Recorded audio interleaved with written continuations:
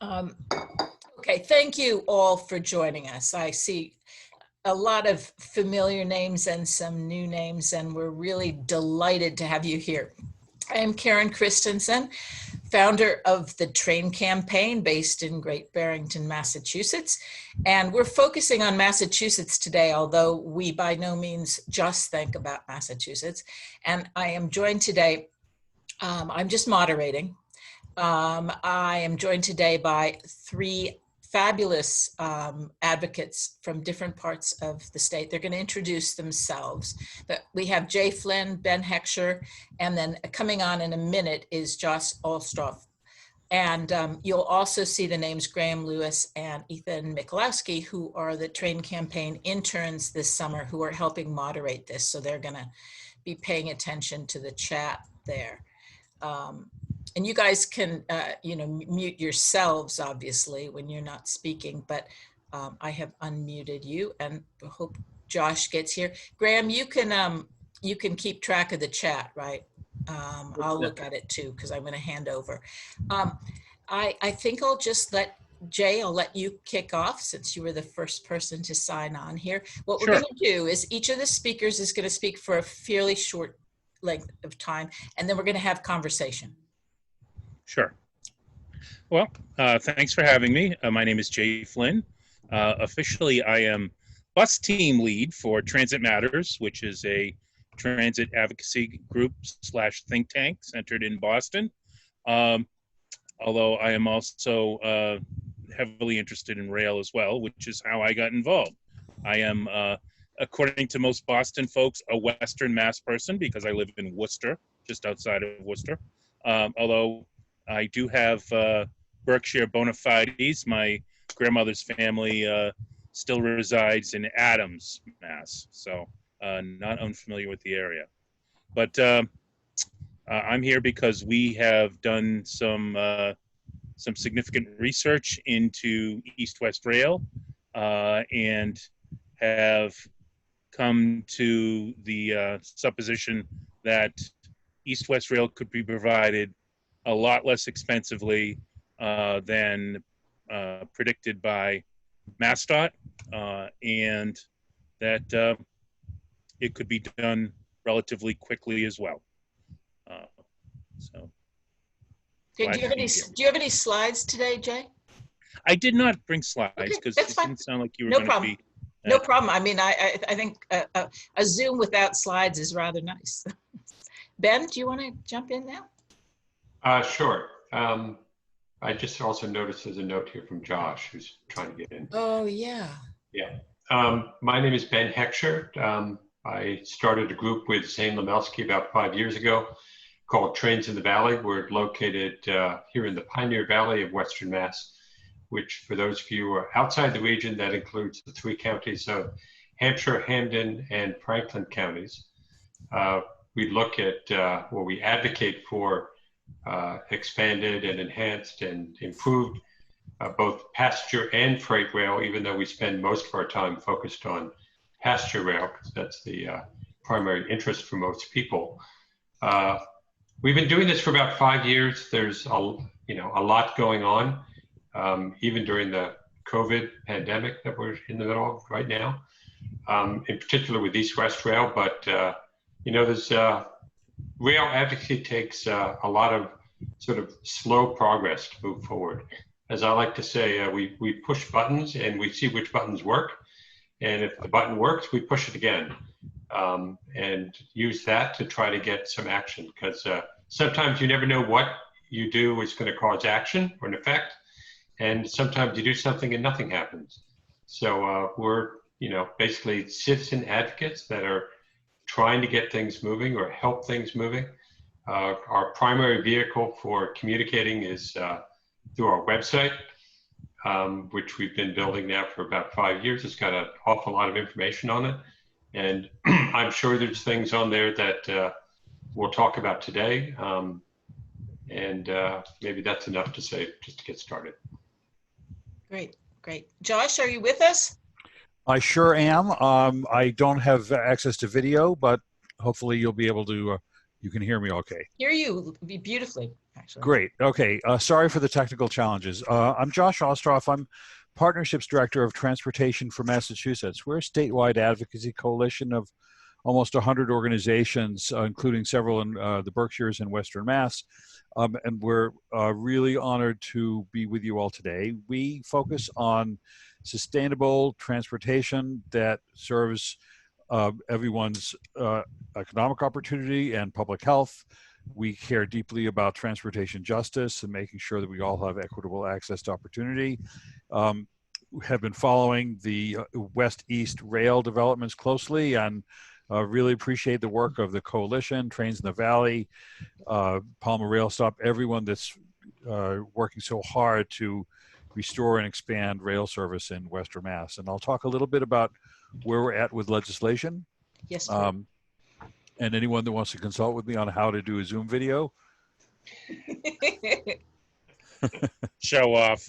I'm the last one to talk to. Anyway, here we go. Okay. Yay! That was easy. Oh, there you go. Okay, awesome. We're bootstrapping transportation in Massachusetts. So how should we divide this up? I mean, there's the legislation issue, obviously. There's some of the really practical stuff, I think, that Transit Matters has been bringing up about the East-West project that I think would be interesting to go over. And Ben, you can speak to both of those areas very easily. I mean, you've got, very, real overlap. So, but I think people want to know, like, where are we this week? And Josh, I would say you should tell people this is an important time in Massachusetts in terms of transportation. Sure. So why don't I sort of set the table then, speaking at a relatively high level, and again, thanks for putting this together, and thanks to the all the folks that are tuning in. I hope we get some good questions and discussion later.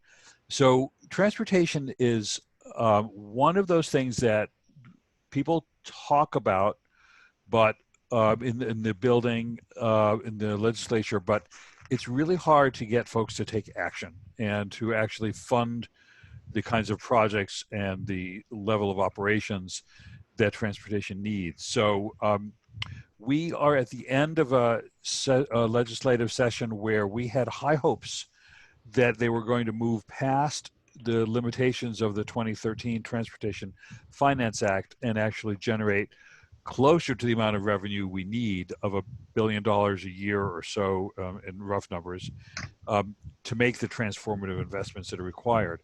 The House took action in March. The Senate was poised to do so. We all know that the pandemic has really upended a lot of plans. But the Senate did have an opportunity and potentially still does, because the bond bill, well, I should explain for people who don't quite get it. We have a revenue side, or a revenue bill that the House has passed, and a bond bill, which is basically the borrowing aspect that both the House and Senate have undertaken. And shoehorned within those are a number of policy issues. So the Senate recently voted approval of a bond bill. Now the House and Senate are working in conference. We hope they will come out with something in the coming week, but it is possible that it will not be until, say, September, after the Labor Day holiday. At that point, we will really go in one of two directions. We'll either make do with the same revenue we have, and all of transportation investments will have to be funded by borrowing, or we will have some minor policy tweaks, such as something called regional ballot initiatives, greater fees on ride share, which is, I know, less of a revenue opportunity in Western Mass, and some more discussions around congestion. But we're not likely to see any of the revenue that would help support major expansion of rail, which I know is one of our focuses. And we are concerned that we will not see the budget to support enhanced regional transit. So I want to sort of set expectations relatively low for what the legislature is going to do. But at the same time, I think that the advocacy that Transit Matters has done, that the other co-hosts here with Western Mass Rail have done, have elevated rail in particular, but transit in general, in the public consciousness and among lawmakers, such that we are really poised to do much more in the years ahead. It's just, I don't need to preach to people in Western Mass that they need to be patient.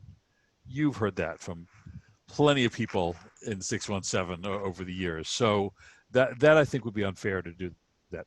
But I also want to take my hat off to you that we really are changing the conversation. And best case of that, and then I'll shut up, is in February when MassDOT's West East Rail study came with unrealistically low ridership numbers and pretty high costs. There was extraordinarily great mobilization to push back on that, and they revised their numbers. Whether it will qualify for federal funding, that's an open question. That's why state funding is so important. But I wouldn't have seen that happening a couple of years ago. So I thank you for all that.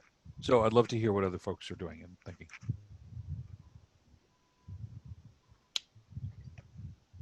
Or mute, Karen. I would love to hear Ben's reaction simply to the fact that that happened between February and I don't know when. We only recently saw I mean that, because you've been working out here in Western Mass for certainly, you know, and on East-West or West-East for longer than I have.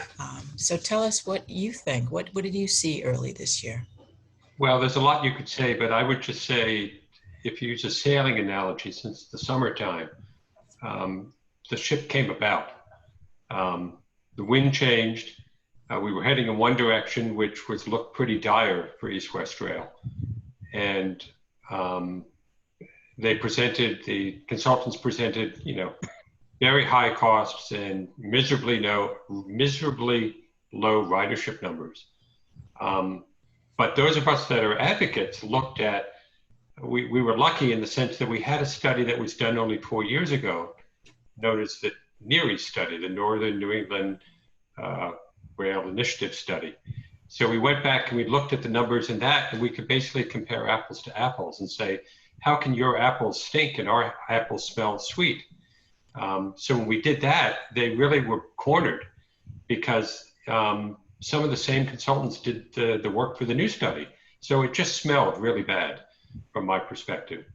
And, you know, the advocates all mobilized, and different groups or different camps of people came together and quickly started reaching out to the media, to elected officials, to the public, and apparently MassDOT listened to us, or heard us, I should say.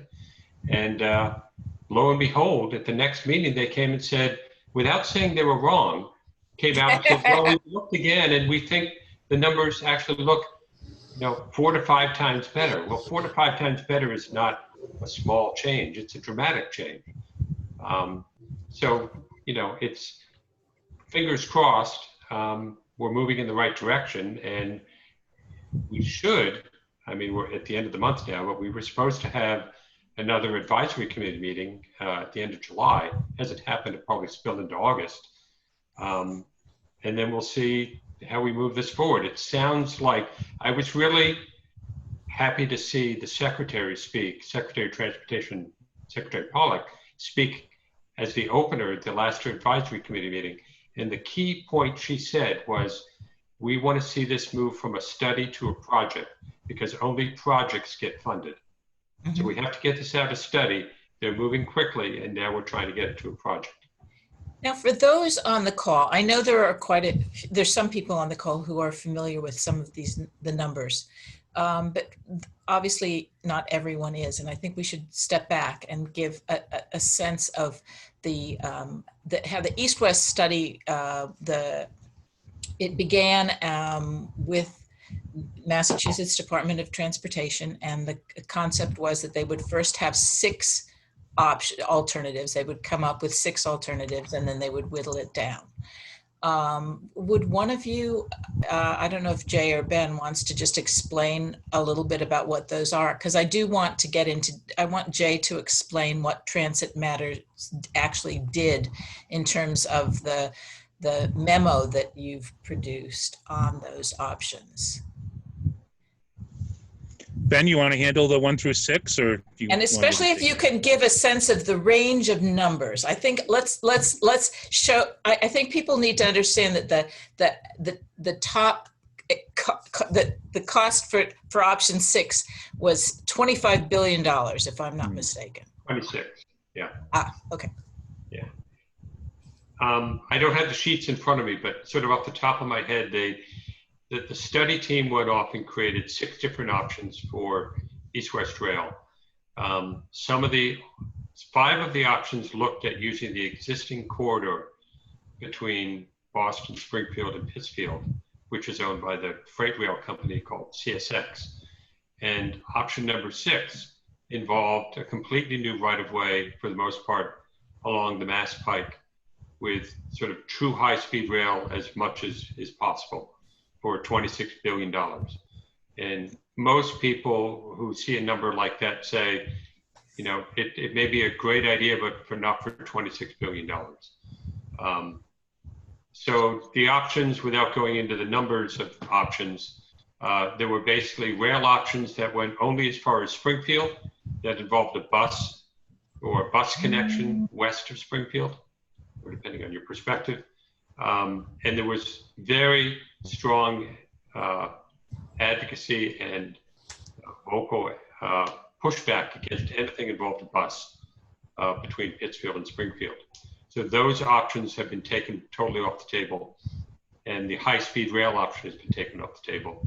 So what they're looking at today are 3 different variants of options that would offer rail service between Pittsfield, Springfield, and Boston along the existing corridor, either with shared tracks or a new set of track, or new single track next to the freight tracks that are in the corridor, and maybe some significant adjustments that would increase or reduce the travel time on the route by basically straightening out some of the curves a bit.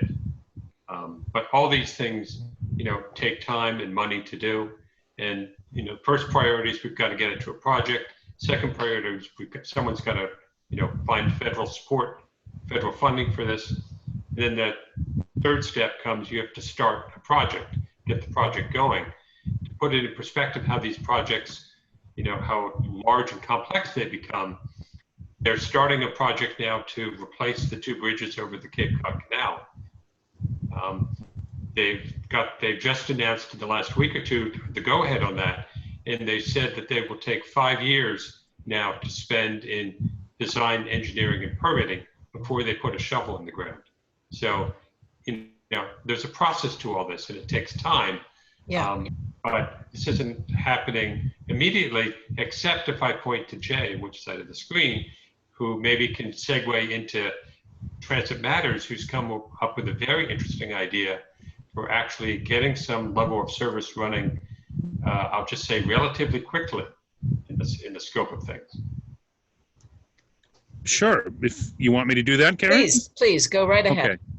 So our notion, I mean, we kind of looked at the example of Worcester. I'm a Worcesterite, so I remember, you know, I remember the lost trains, and I remember them coming back. You know, we started off with, I think, 4 or 5 trains in the morning, maybe even fewer than that, and the same number coming back. And they proved ridership and expanded over the years. So now we're at the point where there's 20-something trains a day. We'd like more service, but, you know, it's very feasible to get back and forth. We're suggesting that the same method may work out in your neck of the woods.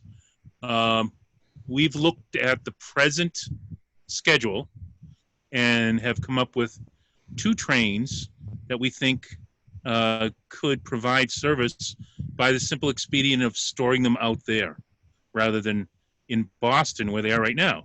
So these trains come out to Worcester every morning, nearly empty. When I say nearly empty, I remember riding on one first train once. I got stuck in Boston. And so I took the 4 a.m., 3:30 a.m., whatever it is that comes out, and there were 3 people on the train. So it's really just there because Worcester doesn't have enough space to store all the trains they need. So our notion is Well, what if they're stored in Springfield, and instead of their first run in the morning being out to Worcester with nobody on it, how about having them run from Springfield into Worcester with people on it? Um, we've identified two trains that are very good candidates for that. One of which would get you into Boston at about 8, if I remember correctly, and the other would get you in at about 9:05, 9:10. So not quite early enough if you're a 9 to 5er, but if you're in that group that has some flexibility with work times, and or you're an occasional going to Boston, but for a day at a time, I think those would be great for that. Including that the later one is also the heart to hub, so that it's less time than the first one would be. So other than some modest expenses at either putting in some overnight capability at Springfield and or Pittsfield or Greenfield, we're talking maybe, I'll be very generous and say $2 million worth of equipment and actions, and that everything would be good to go to run train service twice a day each direction. And for many of us here who don't have service at all, useful time, well-timed service, I mean, that would be a game changer, quite frankly. One of the memorable lines from the memo that Jay and his colleagues worked on was that they thought that one of the options presented by the Department of Transportation, which was a $2 billion line item, they thought it was roughly $2 billion, right? Yes. Am I yes. right? It was roughly $2 billion too high. Yes. Which from the citizen's point of view is a rather nice thing an interesting thing to read. Well, there becomes a level in which, yes, you will have to make significant investments in infrastructure. But 2 trains, I mean, CSX runs 6 to 7 trains a day through that corridor. To step back, see some of the issues that for those who are not familiar with how rail works. I mean, the really basic things are there is who you have to share the line with, whether it's double track or single track, so how many trains can go back and forth, and what you have to do to help them cross one another, where you store them at night, because you have to park them somewhere. So they're just these very, very basic issues, the logistical issues. It's not engineering, that's logistics, isn't it, really? Yes. I mean, and then there's, obviously engineering is what can help make it possible to have more trains, because if you have 2 separate tracks, you have a lot more flexibility. And freight trains don't run on fixed schedules. So, but the companies that run them, CSX is a major U.S. freight company, and it runs the line that goes from Boston out to Chicago, as well as other lines, and they do have a reasonable number of trains there, and they are not known for being particularly friendly toward passenger rail. There have been some, I know Ben and I have talked about the issues there. I am going to start passing on some of the questions that I'm seeing in the chat. So we have, let me go back, because we have questions in the, we have questions in the chat, and then we have Q&A questions. But Josh has said we want to talk about the Knowledge Corridor pilot and the ridership numbers, because that is, that's an interesting issue. And then we should talk indeed about the Housatonic line and what it means to be in the bond bill, because there is a mention of the Housatonic line in the bond bill. The Housatonic line is the line that runs from Pittsfield down. It's the old traditional Berkshire line down through Berkshire County, north and western Connecticut, and went then to New York City. And it's a line that is being upgraded in Massachusetts right now. So that is actually an active project. And I spent an hour talking to former Governor Deval Patrick today about infrastructure in general, but he is the one who initiated the purchase of that line with the intention of putting passenger rail on it. So Josh, do you want to, Josh and Ben both, the knowledge corridor and what's happening with that? I would like to. I'd love to defer to Ben on that. I was more a question I posed because I will just to frame it that they did the pilot with the expectation of a certain number of ridership in order to continue it, and that's why I think it's important to think as we think about this. Yeah. So the quick answer is that the pilot is running, although it's going to be extended because of the pandemic. Because of the pandemic, they've reduced service at the moment to just one train in each direction each day, 7 days a week. The ridership is down because of the pandemic. But on a more positive note, we have heard that for the few months before the pandemic, the train was seeing enough ridership to indicate that it should actually meet its ridership goals for the pilot. So once we sort of come out of the pandemic ridership depression, if you will, we hopefully will come back to where we need to get to basically meet the ridership goals. Do any of you remember the statistics on it's the Downeaster, isn't it? That I don't know if there are other lines where there were projections and that the actual ridership has exceeded projections. I think that's true, and I've heard of a number of cases. It definitely has on the Downeaster. I don't have the numbers in front of me, but much higher than expectations. And the projected ridership numbers were a big issue in what the Department of Transportation put out about the East-West line, because it seemed like they were projecting numbers that were smaller than the numbers that I've seen today. So anyway, we can consider history now. They've moved on. We'll move on.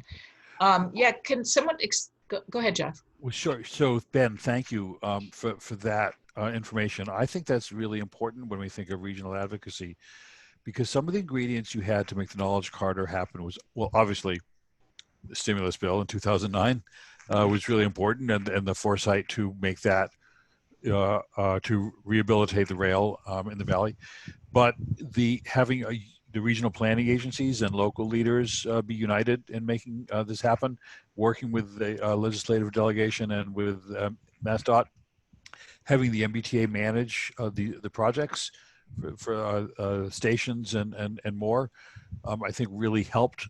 So the message for me is unity and getting people to focus together, and then being willing to or asking Mass DOT and the state to take that leap, knowing that you're going to have certain benchmarks. And that's a good way to approach these other things, and just to also not over promise. So can you tell us then, explain to us what it means to be in the bond bill? What is the... That's really important. And I will say that legislators like to say, look what I put in the bond bill, which is great. But all the bond bill is an authorization for the state to borrow money for a project. It doesn't mean the project will be built. Mm-hmm. Otherwise, I live in Natick. Otherwise, we would have had 10 parking garages by now. So it's not necessarily real money, but it's prerequisite. So the state has to support it. Mass DOT has to support the actual project, as was said, to moving something from a proposal to a project, or whatever the term was. Mm-hmm. So it's necessary but not sufficient. Where you really need things to get into is into the capital plan. And even if it's just for design and permitting, you need them to advance, and that's what gives them a project. So, different departments have different goals, but getting that project review, understanding what the criteria are, making sure that you're speaking the language that the evaluators understand or expect is critical. So we've seen things here, and someone asked about getting something extended to Albany. It's like, that's great. I mean, but I think that needs to be a later phase of getting things at least to Pittsfield. So And when you say the capital plan, is that the one that's every a certain number of years? Yeah, there's really a couple of capital plans that all feed in together. So every regional planning agency, the Berkshire RPC and Franklin Council of Governments and Pioneer Valley and Central Mass, they all have their transportation plans, and a lot of those then feed into the Mass DOT and the MBTA's 5-year capital plan. So normally it's a 5-year plan that is voted every June. Because of the pandemic, an expression we use a lot, they just did a 1-year CIP with the expectation that now they will start doing another 5-year cycle. Basically, it would be fiscal 22 through 26. This is, I think, where a lot of energy has to be focused. We need to assure that local government and legislators, regional planners, and advocates are all working to get united behind specific proposals. And if it means a pilot study, a pilot, whatever capital is needed to extend rail, Because studies take place all the time. In fact, when I first became involved in rail, someone said to me, you know, departments of transportation love studies. They love the way they look on the shelf. Yep. They are nice, lined up. A nice line of study. But again, the study is a necessary prerequisite. It's not enough. Yeah. So, yeah. But I'm thinking of more like fighting for the design of whatever switch upgrades. So what Josh is saying here, and I think all of us who are advocates would agree that this, you know, nothing's a done deal. That there's continual effort that needs to be put into making sure that projects continue to move ahead, that the funding is proper, that money is spent well and wisely. Yep. Because that can be a real issue. Now I'm going to read one question here, which any of you can answer, and I'm sure it applies to other parts of the states, but Dennis Sears asks, what do you think about a primary focus on the New York City route? Because COVID-19 has created a real spike in interest in property in the Berkshires from New York City folk. And I've heard exactly this. People are here, they're saying that they're going to stay here, make this their primary home. So I assume that this would apply to Boston as well, but of course, Berkshire County, we're very New York geared. I wonder if you've seen that in the Pioneer Valley, Ben. Is that something that's being discussed? I haven't seen a lot of that, but there's people I talk to suggest that there's long-term Airbnb rentals that are doing well at the moment. You have people that are, you know, looking potentially to move to the area. But not everybody, of course. It's you know, the ground is shifting at the moment because of the pandemic in so many different ways. And we're all sort of trying to adjust to the shifting ground. But, you know, in theory, it could be that many people decide to move out of cities. I know one place I looked is that apartments are being vacated at a historic speed in New York City at the moment because people are just saying, why do I want to be holed up in my apartment for months and live in New York City when I can live somewhere else?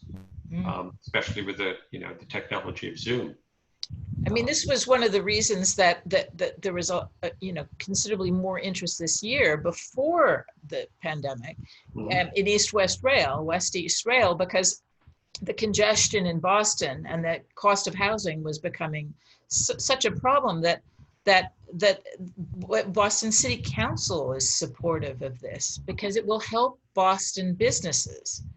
But what are you hearing in Boston now, Josh, in terms of the sort of city? I mean, we really think a lot about the rural urban connection. Do you see things shifting?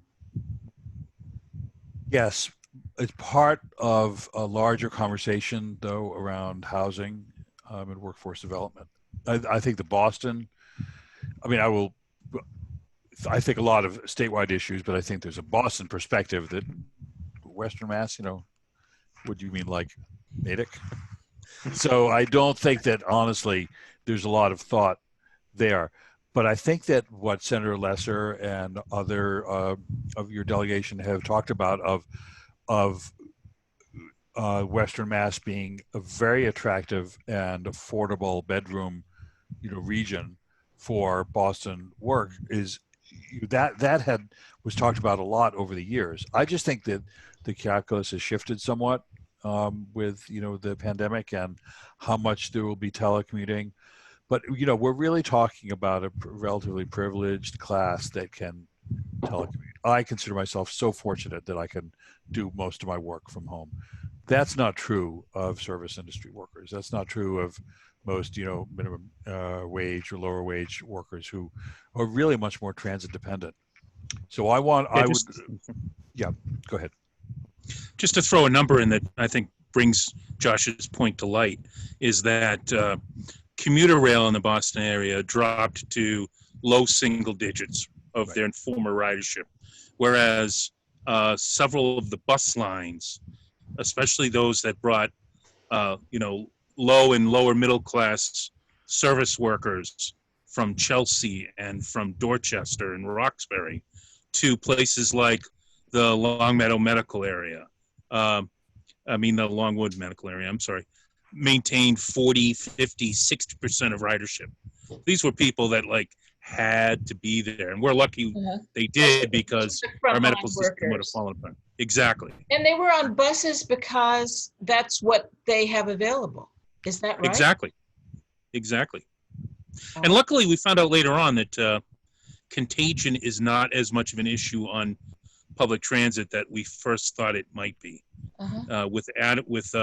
With good use of masks and low idiocy and frequent cleaning, trains and buses are relatively safe. Yes, especially the low idiocy. Oh, wait, so transit matters, you're coming out against idiocy? We're taking a strong stand against it, yes. That is pretty bold. Okay. I think we may have to do a poll on that. Yeah.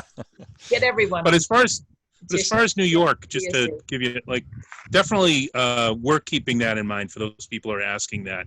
I think Pittsfield is just a kind of a way station in a bigger picture. There's several different travel patterns there. There's Massachusetts to the west, Albany and beyond. There's Pittsfield to New York City. So question may in future become, are there trains going all the way to Albany, or is Pittsfield a natural place for New York trains to come up and meet with Massachusetts trains that go? So these are all things, the big key in this is going to be good schedule keeping so that people aren't standing around on a platform for an hour, because they won't take trains if you add that much to their schedule. But if the trains are timed to meet in places like Springfield and Pittsfield, and then there are places in Europe where there's just amazing kind of clockwork connection. You literally walk off of one train right into the other. Right. But I think, but the intermodal connectivity is, I think, just as important, because if you that's why really robust regional transit or other last mile solutions to get you to the train, no matter which direction the train is going. Yeah, that brings a question that we've got. What's the status of the regional transportation ballot initiatives? So those are two separate things. The regional transit authorities are, we know them, the Berkshire RTA and Pioneer Valley Transit Authority and so on. So those aren't really funded by what I'll talk about next, something called regional ballot initiatives. And I would just observe that the late Tim Brennan, former executive director of Pioneer Valley Planning Commission, who we lost early this year, sadly, just a much beloved. Yeah. One of the couple of things he devoted years of his life to. One was Knowledge Carter Rail, and another was regional ballot initiatives. And what RBIs, for shorthand, mean is that you, as a local voter in Pittsfield or any other city or town, could go to the ballot and say, I would like to raise certain local taxes for a defined period of time in order to fund these specific investments. That is how transit was built in Los Angeles and Indianapolis, and how 40 plus jurisdictions around the country have that option.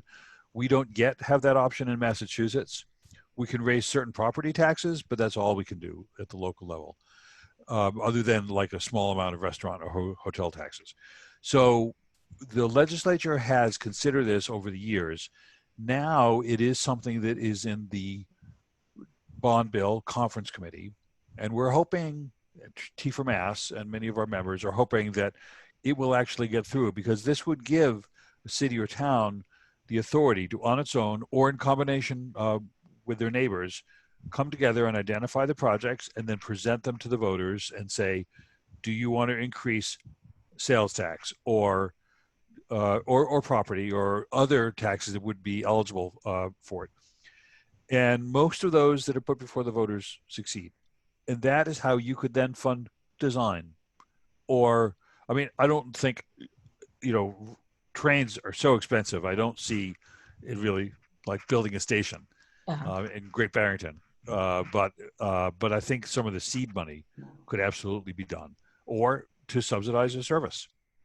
And of course, one of the things that has happened in New York City, and I don't know if it's happened elsewhere, but the city used property development rights, a way to raise money. Right.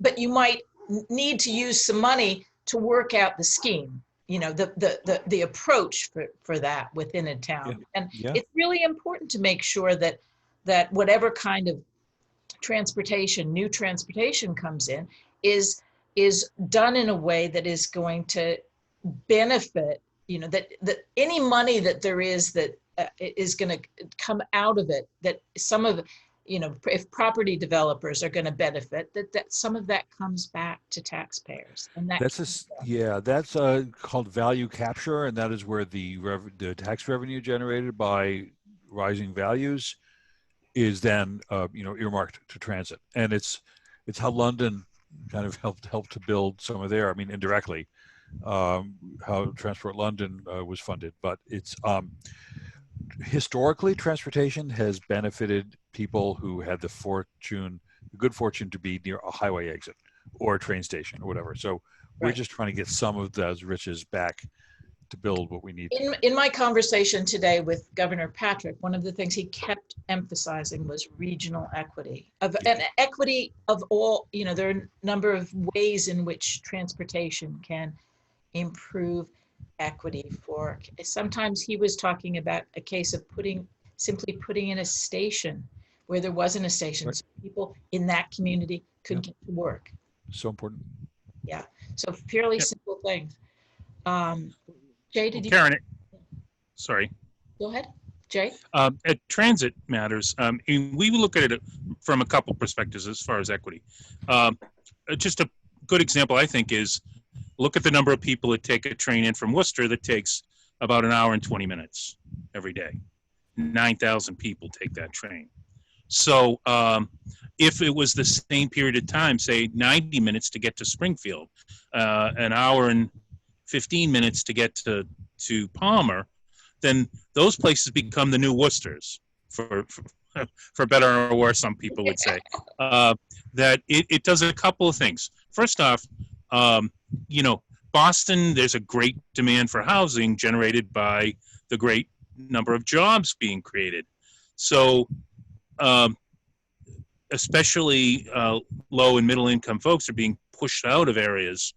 And so if we make it more feasible for a larger catchment area for people to come to work from by having good transportation, then there'll be less pressure on the immediate neighborhoods around Boston.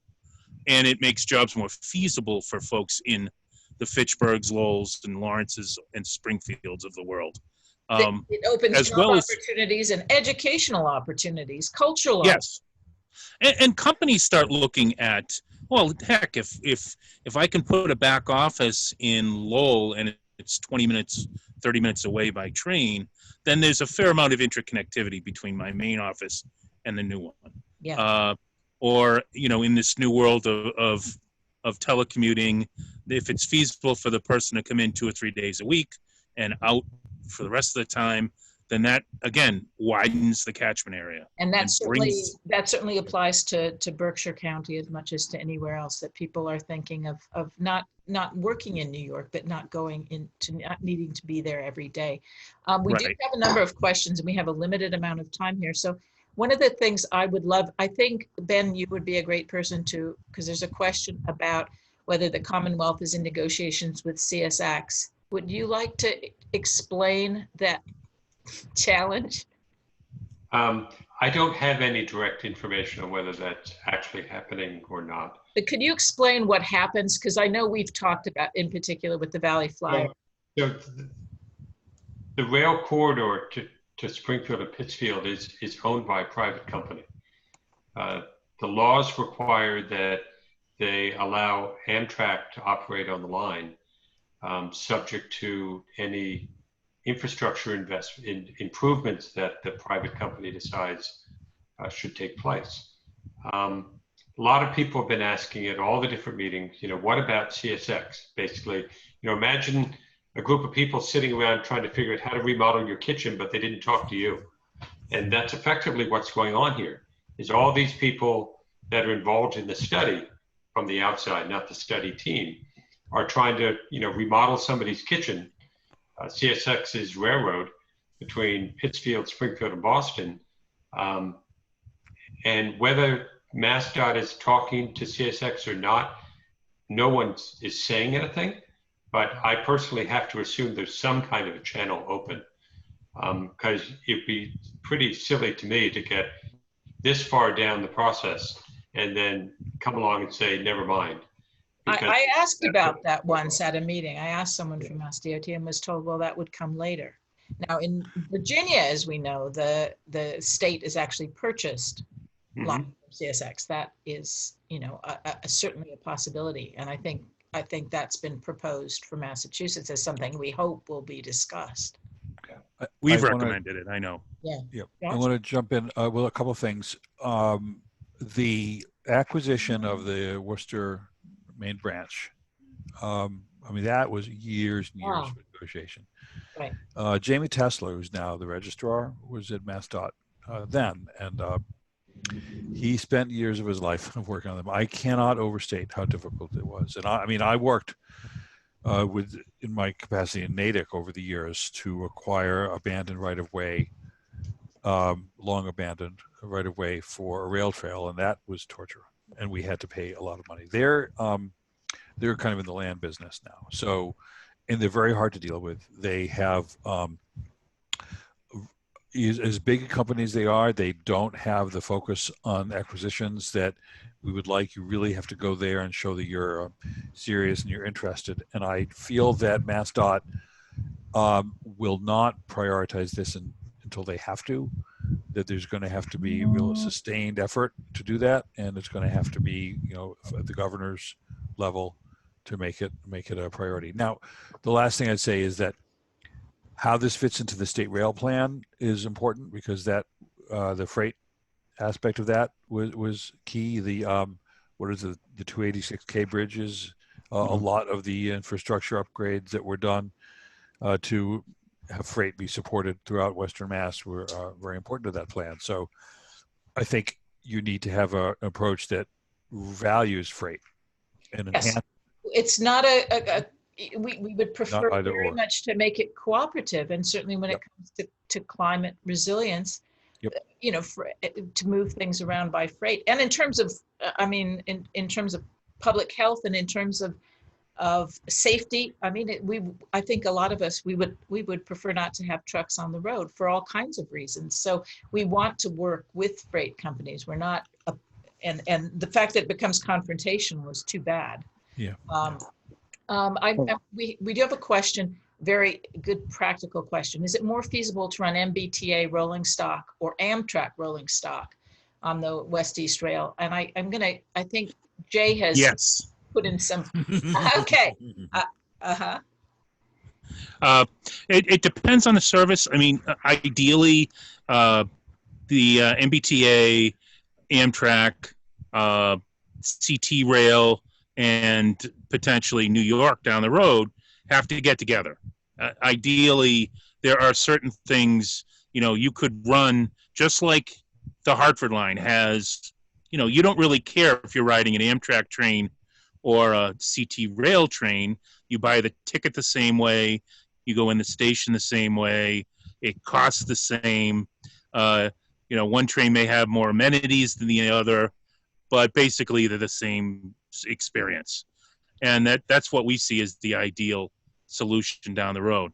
But for our first phase, we're suggesting that you could use existing equipment, and you could do a number of midday trains without additional equipment.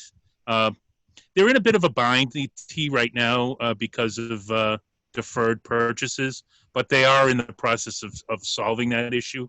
So Because we the expect issue that, with equipment is both the cost of it, but also the time it takes to get it. Because yes, right? yeah, that is part of it. But Right. yeah, but as new equipment comes in, and as, say, for instance, electrifications, hopefully with EMUs, happen in Eastern Mass, that's going to free up some relatively good condition, not that old equipment that could be used for additional service on existing lines and new ventures like rail to Springfield and Pittsfield.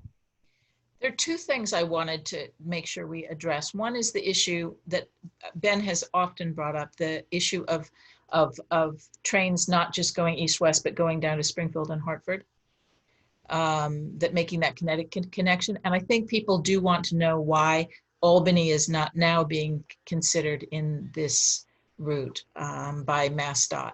So someone could explain that. The simple answer, as I've heard it explained, and using MassDOT's words, the study, there's a ring fence around the study, which means they said, we're going to study Boston to Springfield to Pittsfield, and that's all.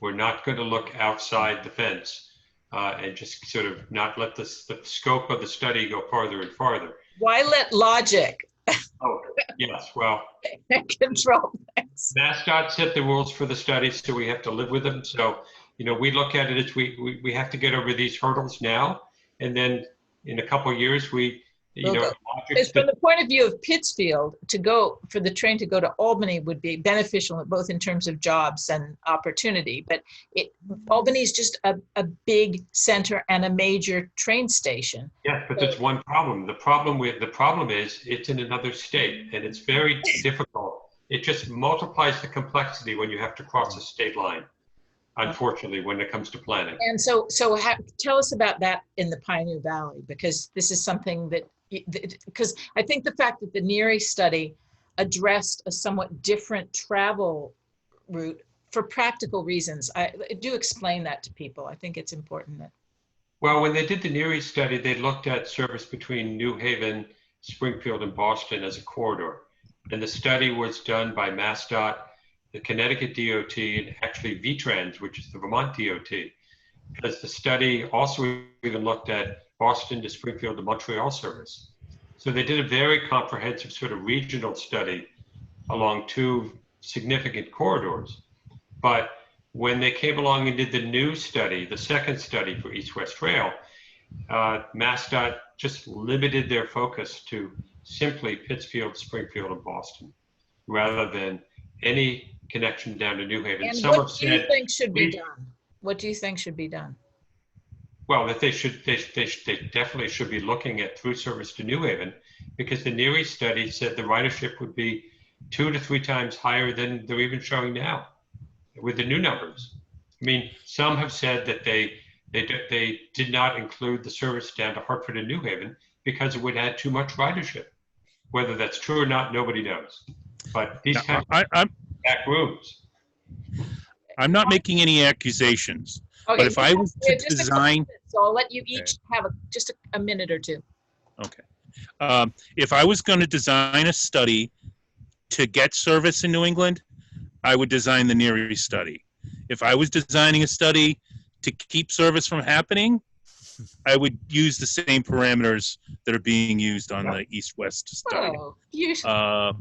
Now, I'm not imputing any intentions to the folks. But it's just, an interesting comment. Josh, what do you think?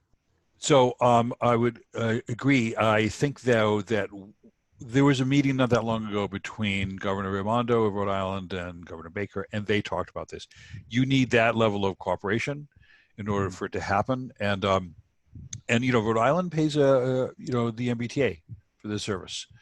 If New Hampshire ever gets an extension, they will be paying for it. So there needs to be that interstate cooperation. I want to give a plug to Trains in the Valley, because if you go to trainsinthevalley.org and click on, you know, studies, they've got, people should know everything that Ben has talked about and that we've all been talking about. You've got a great library there. So hats off to you for doing that. That's absolutely true. Yeah. And it's a pleasure to talk to all of you. There are a number of points that have come up in the comments. For instance, a question about public-private partnerships as a possibility, which is something I talked to Governor Patrick about today, actually. And I think that kind of thing, we definitely are looking for ideas for continuing this conversation. I think it's really useful. I know I'm so appreciative of the people who've joined us, because this was an absolutely last-minute call, and my panelists who agreed to do it with a couple days notice.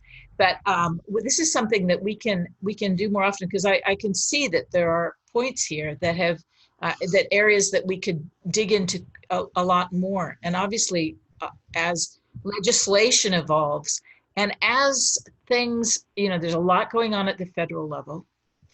And obviously, as we start to move into some period of recovery, there are going to be further issues. So please, those of you who are on, I would appreciate it if you would send, you know, Karen at barringtoninstitute.org, topics that you'd like us to cover, because we could do some, you know, we can do town halls focused on specific issues. Even this issue of different types of cooperation and looking for successful models where the problems are and where there are success stories, I think would be a very useful as well. And we've hit 5:30. I am grateful to all of you. Be well. Thank you for being with us. Can we do this again?